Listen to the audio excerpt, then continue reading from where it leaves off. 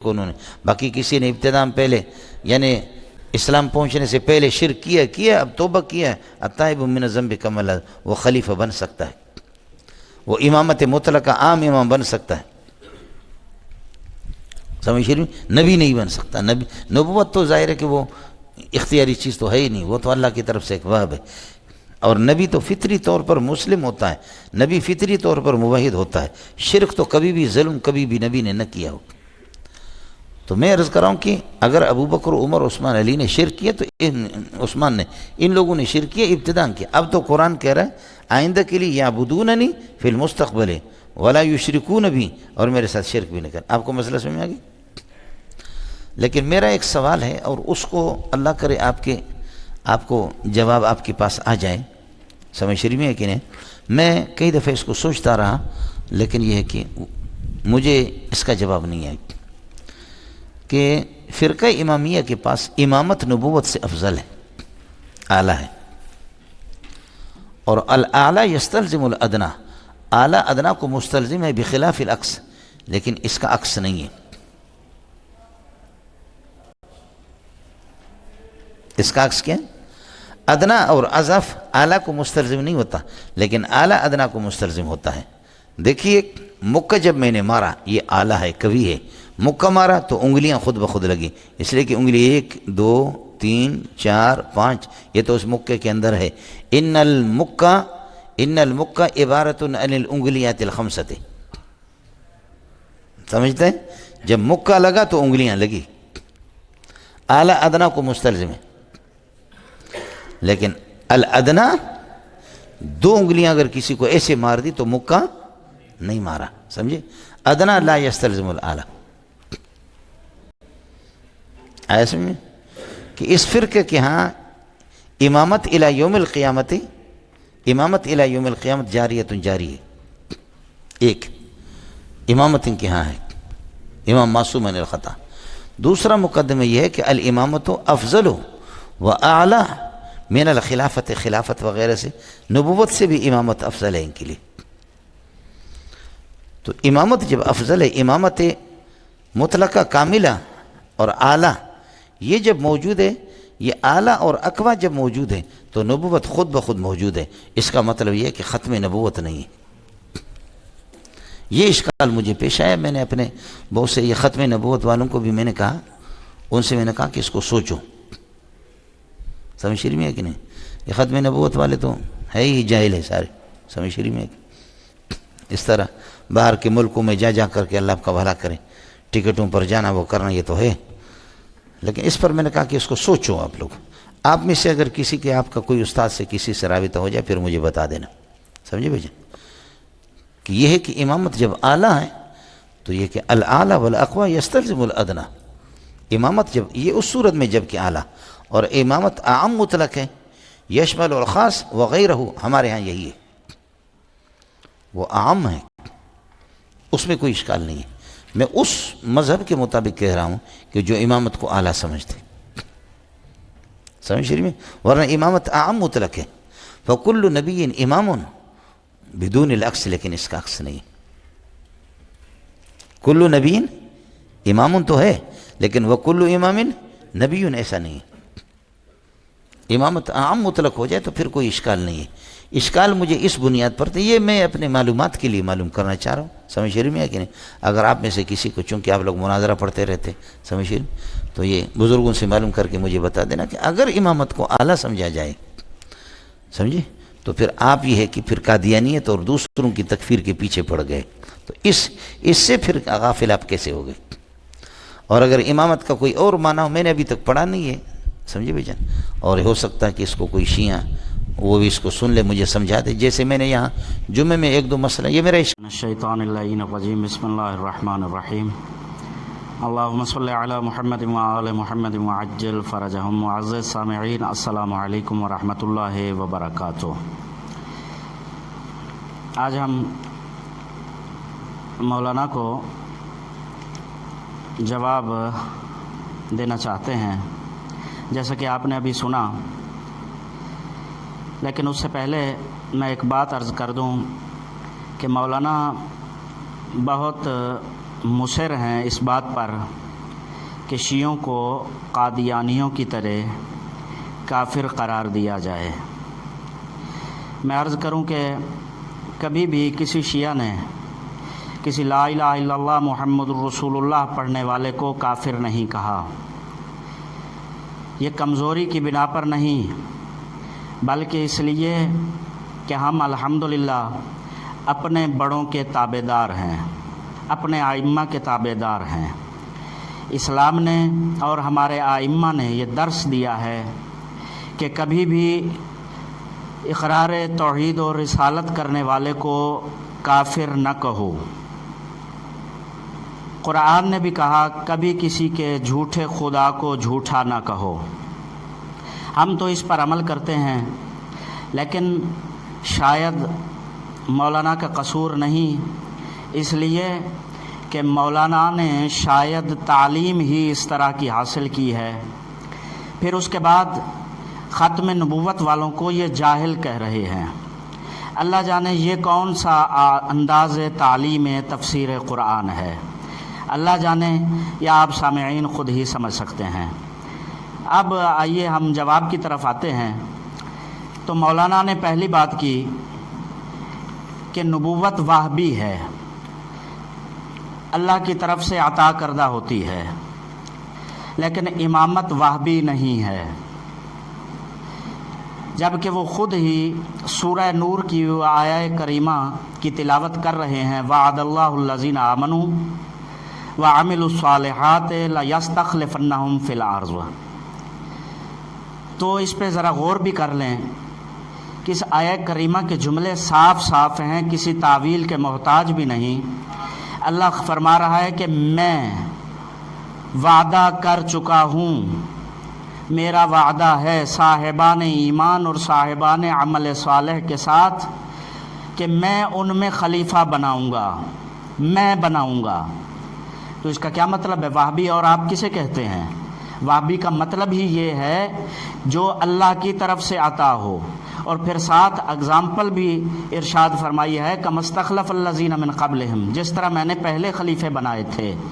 تو اس کا مطلب ہمارا کام ڈھونڈنا ہے، بنانا نہیں ہے، بنانا اللہ کا کام ہے، اور اللہ کا کام یعنی اللہ عطا کرتا ہے، تو یہ وہابی ہوا نہ کہ کسبی ہوا، یا الیکشن کے ذریعے سے نہیں بنایا جائے گا۔ تفصیل کے لیے ہماری ویڈیو موجود ہے جو ہم نے خلافت کے موضوع پر بنائی ہے، اس کی طرف مراجعہ کیا جا سکتا ہے۔ اس کے بعد دوسری بات جو مولانا مکے والی اور انگلی والی مثال دے رہے ہیں، میں عرض کروں کہ شاید مولانا کا علم منطق کمزور ہے، انہوں نے اچھی طرح سے علم منطق کو پڑھا نہیں ہے۔ یہ مثال جو اعلیٰ اور ادنیٰ کی بنا کر پیش کر رہے ہیں، یہ مثال اصلاً اعلیٰ اور ادنیٰ کی ہے ہی نہیں، بلکہ یہ کل اور جز کی مثال ہے۔ سب سامعین، سب صاحبان عقل سمجھ سکتے ہیں کہ انگلی ہاتھ کا جز ہے، نہ کہ انگلی ہاتھ کا ادنیٰ حصہ ہے، ادنیٰ نہیں بلکہ یہ اس کا جز ہے۔ اس کے بعد تیسرے نمبر پر مولانا نے یہ فرمایا کہ امام معصوم عن الخطا کیسے ہو سکتا ہے۔ جیسا کہ سامعین محترم ہم ابھی ثابت کریں گے کہ امامت نبوت سے افضل ہے، اس کے بعد ہم وہی ثابت کر رہے ہیں۔ تو اگر ثابت ہو جائے کہ امامت نبوت سے افضل ہے، تو پھر یہ تو آپ بھی اقرار کر رہے ہیں کہ نبی معصوم عن الخطا ہوتا ہے۔ چھوٹا عہدہ اگر عصمت معاب ہو، اس میں عصمت کی شرط ہو، تو یہ کیسے ہو سکتا ہے؟ آپ کی عقل کیسے تسلیم کر سکتی ہے کہ جو اس سے بڑا عہدہ ہے اس میں عصمت کی شرط نہیں ہے؟ یہ تو بالکل ایسے ہو جائے گا جیسے آپ یہ مان لیں کہ ایم پی اے کے لیے تعلیم یافتہ ہونا شرط ہے، ایم این اے کے لیے تعلیم یافتہ ہونا شرط نہیں ہے۔ اس بات کو کسی بھی عقل سلیم رکھنے والے کے نزدیک قابل قبول ہونا محال ہے۔ اس کے بعد اب آئیے جو مین سوال ہے کہ کہ امامت نبوت سے کیسے افضل ہے۔ تو سب سے پہلے میں یہ عرض کروں کہ خود یہی آیہ امامت وَإِذِ ابْتَلَىٰ إِبْرَاهِيمَ رَبُّهُ بِكَلِمَاتٍ، اس کے جملوں پر اگر غور کیا جائے تو یہ ثابت کر رہی ہے کہ امامت نبوت سے افضل ہے، اس لیے کہ جس وقت حضرت ابراہیم علیہ السلام سے امتحان لیا گیا اس وقت حضرت ابراہیم علیہ السلام نبی ہیں، وہ تمام تر مقام و منزلت جو حضرت ابراہیم علیہ السلام شیخ الانبیاء ہیں وہ ان کے پاس موجود ہے۔ اس کے بعد امتحان لیا گیا، تو اب یہ بھی بالکل واضح ہے کہ اگر کوئی ہیڈ ماسٹر کسی سکول کا، کوئی پرنسپل کوئی ٹیسٹ دے تو وہ ٹیسٹ آپ خود سمجھ سکتے ہیں، سوچ سکتے ہیں، وہ ڈپٹی ہیڈ ماسٹر بننے کے لیے دے گا یا ڈی او بننے کے لیے دے گا۔ اگر تو آپ یہ کہیں کہ وہ ہیڈ ماسٹر سے ڈپٹی ہیڈ ماسٹر بننا چاہتا ہے تو پھر تو آپ کی عقل پہ ماتم کرنا چاہیے، اور جیسا کہ سب جانتے ہیں کہ ایسا نہیں ہو سکتا، بلکہ اگر ہیڈ ماسٹر کوئی ٹیسٹ پاس کرے گا تو اس لیے پاس کرے گا، اس لیے دے گا تاکہ وہ ڈی او بن سکے۔ انسان ہمیشہ امتحان دیتا ہے اوپر جانے کے لیے، نہ کہ نیچے آنے کے لیے۔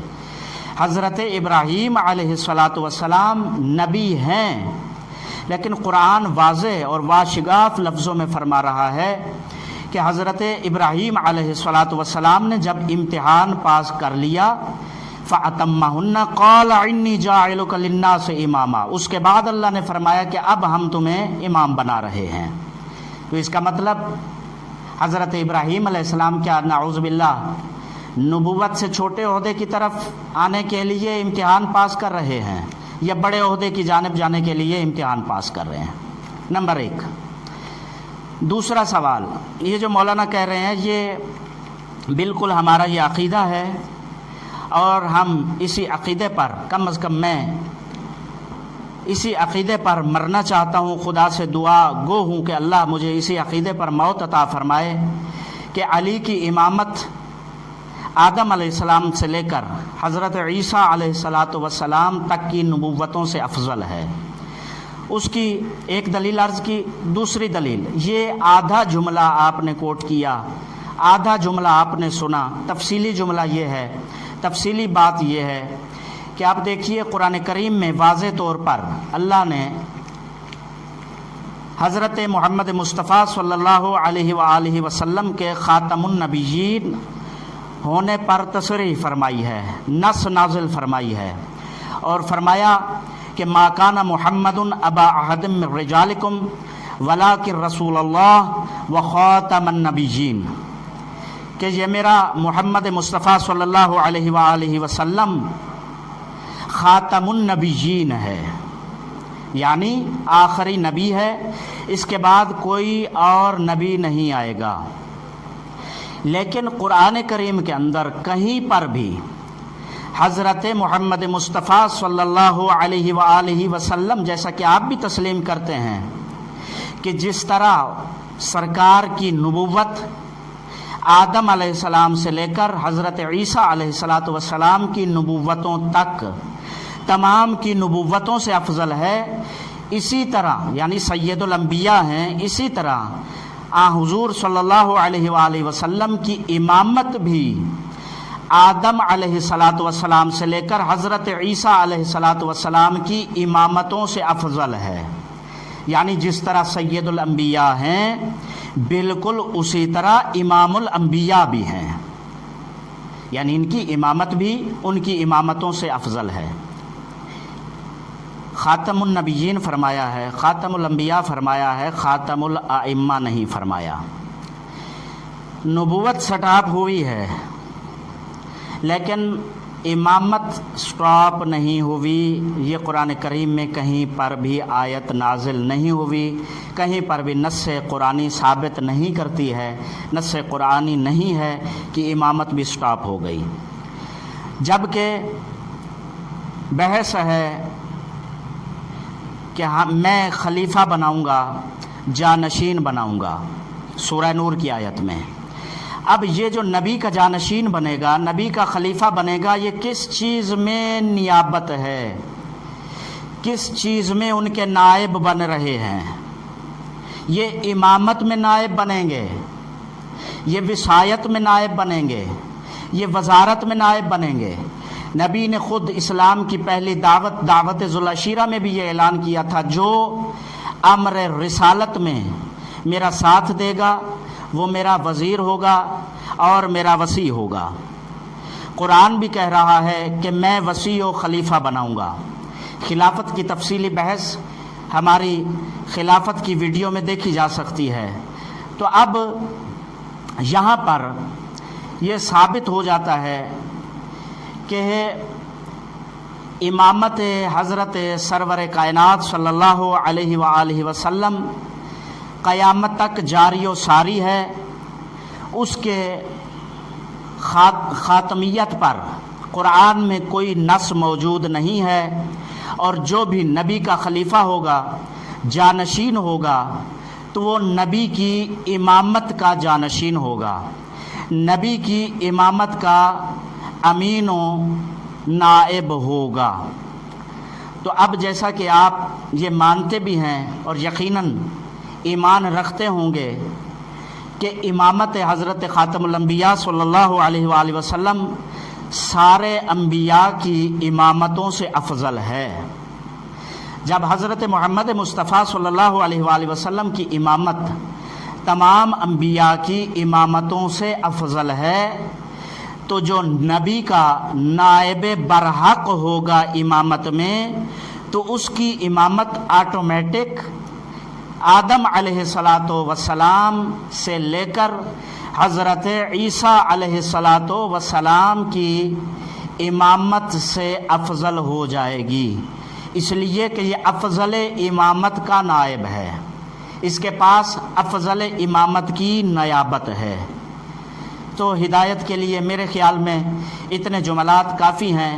خدا تمام مومنین مسلمین کو اتحاد کے ساتھ اور صحیح معنوں میں ہدایت حاصل کرنے کی توفیق و سعادت عطا فرمائے۔ والسلام علیکم ورحمۃ اللہ وبرکاتہ۔